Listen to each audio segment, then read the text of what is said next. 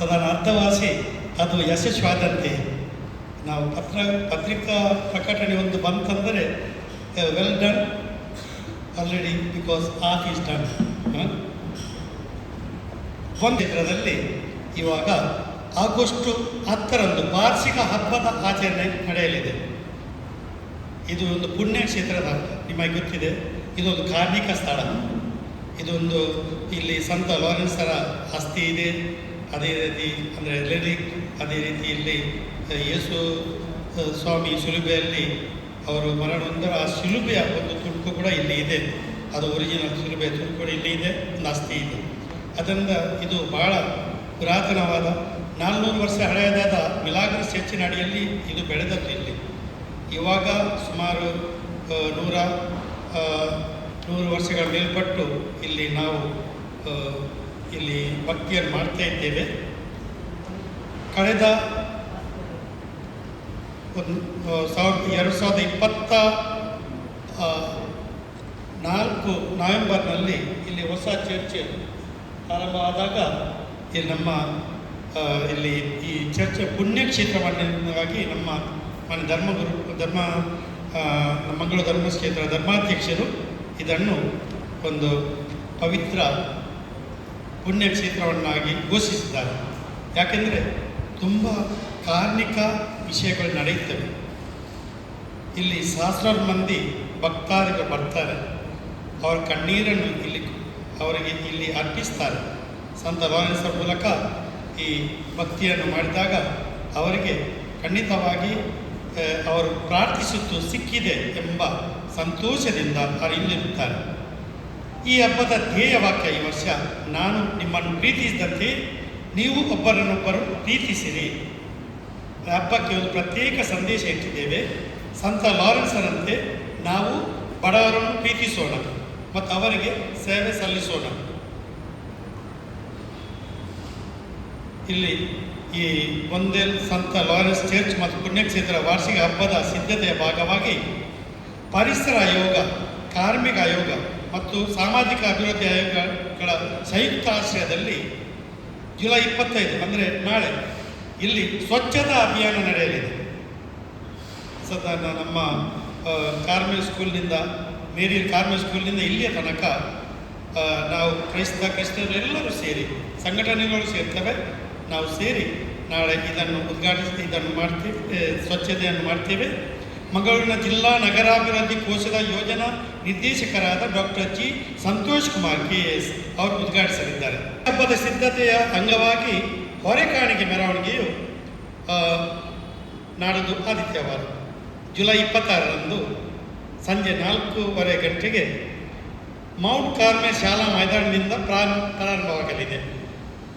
ಕರ್ನಾಟಕ ವಿಧಾನ ಪರಿಷತ್ ಸದಸ್ಯರಾದ ಸನ್ಮಾನ್ಯ ಶ್ರೀ PV ಮೋಹನ್ ಅವರು ಈ ಮೆರವಣಿಗೆಗೆ ವಿದ್ಯುಕ್ತವಾಗಿ ಚಾಲನೆ ನೀಡಲಿದ್ದಾರೆ. ಈ ಮೆರವಣಿಗೆಯಲ್ಲಿ ಹೆಚ್ಚಿನ ಸಂಖ್ಯೆಯ ಭಕ್ತರು ಪಾಲ್ಗೊಂಡು ತಮ್ಮ ಕಾಣಿಕೆಗಳನ್ನು ಅರ್ಪಿಸುವ ನಿರೀಕ್ಷೆ ಇದೆ. ಈ ವರ್ಷದ ಹಬ್ಬದ ಆಚರಣೆಯಲ್ಲಿ ವೈದ್ಯಕೀಯ ನೆರವು ನಿಧಿಯು ಒಂದು ವಿಶೇಷವಾದ ಒಂದು ಉಪಕ್ರಮವಾಗಿದೆ.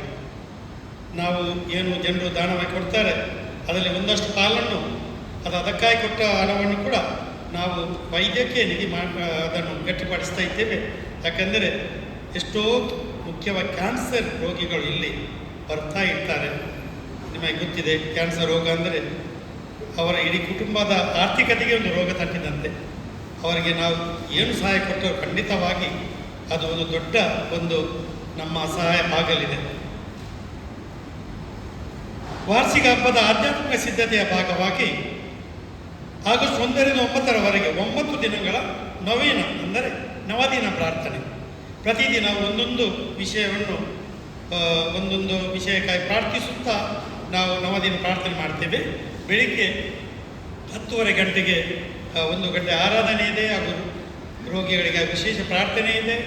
ಅದು 11:30 ಗಂಟೆಗೆ ಬಲಿಪೂಜೆ ಇದೆ. ಅದರ ನಂತರ ಎಲ್ಲ ಭಕ್ತಾದಿಗಳ ಅನ್ನ ಸಂತರ್ಪಣೆ ಇದೆ. ಅದೇ ರೀತಿ ಸಂಜೆ 5:00 ಆರಾಧನೆ ಇದೆ, ಮತ್ತು 6:00 ಬಲಿಪೂಜೆ ಇದೆ, ಹಾಗೂ ಬಂದವರಿಗೆ ನಾವು ಒಂದು ಬ್ರೆಡ್ ನಾವು ನೀಡುವ ಒಂದು ವ್ಯವಸ್ಥೆ ಮಾಡಿದ್ದೇವೆ.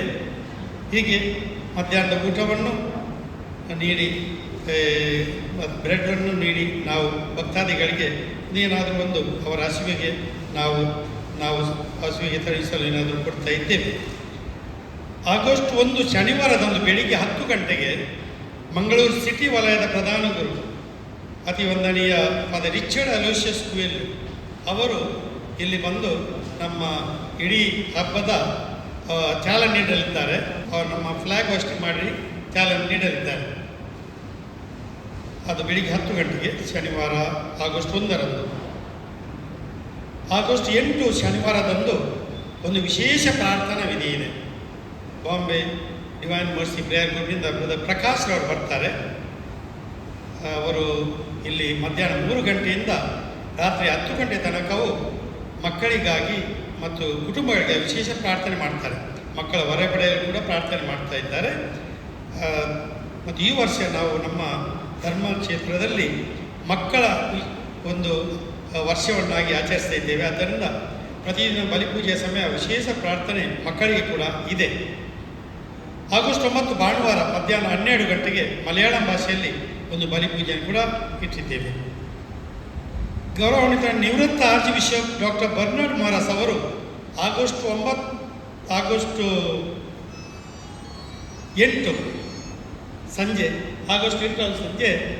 ಅವರು ಇಲ್ಲಿ ಬಲಿಪೂಜೆಯನ್ನು ಅರ್ಪಿಸ್ತಾರೆ ಸಂಜೆ 6:30 ಗಂಟೆಗೆ. ಅದೇ ರೀತಿ ನಮ್ಮ ನಿವೃತ್ತ bishop doctor Aloysius Paul D'Souza August 9ರಂದು ಬೆಳಿಗ್ಗೆ 10:30 ಗಂಟೆಗೆ ಬಲಿಪೂಜೆ ಅರ್ಪಿಸ್ತಾರೆ.